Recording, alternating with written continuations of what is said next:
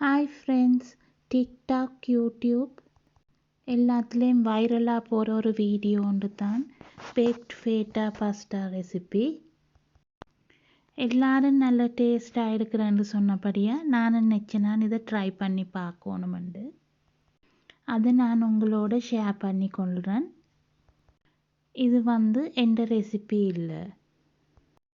முதலில் olive oil கொஞ்சம் போட்டு நல்லா ப்ரஷ் பண்ணிவிட்டு 200 கிராம் ஃபேட்டாவை இதில் நடுவில் வச்சு கொள்ளணும். இதுக்கு 200 கிராம் காக்டெயில் டொமேட்டோஸ் சேர்த்து கொள்ளுங்க.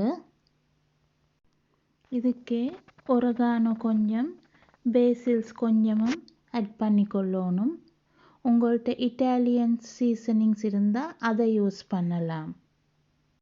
சில்லி ஃப்ளேக்ஸ் கொஞ்சமும் உங்களோட உரைப்புக்கு ஏற்ற மாதிரி சேர்த்துக்கொள்ளுங்க. ஃபேட்டாவில் உப்பு இருக்கிறபடியாக ஆரம்பத்தில் முதல் கொஞ்சமாக சேர்த்துட்டு பேந்து பார்த்து சேர்த்துக்கொள்ளலாம்.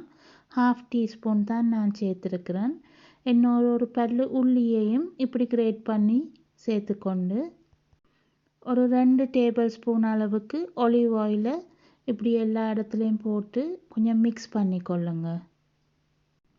இனி இதை 190 சென்டிகிரேட் ப்ரீ ஹீட் ஆகின அவன் ஒன்றில் 18 to 20 நிமிஷம் அளவில் பேக் பண்ணி கொள்ளுங்க. தக்காளி பழங்கள் கொஞ்சம் வெடிக்கிற மாதிரி வர்ற அளவுக்கு. தக்காளி பழங்கள் இந்த மாதிரி நல்லா பேக் ஆகி இருக்கணும்.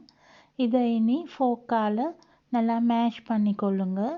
ஃபேட்டாவையும் அதே மாதிரி நல்லா மேஷ் பண்ணி கொள்ளுங்க.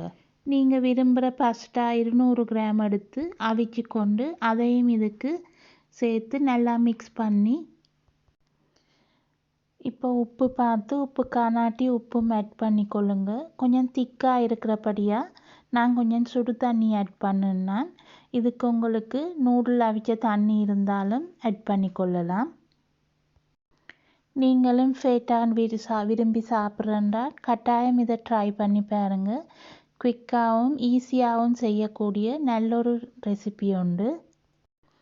இதுக்கு சில ஆட்கள் வேறு சுக்கினி, மஷ்ரூம்ஸ், க்ரீன் அஸ்ப்ராகஸ் எல்லாம் சேர்த்து செய்திருக்கிறாங்க. மீண்டும் இன்னொரு வீடியோவுடன் உங்களை சந்திக்கிறேன்.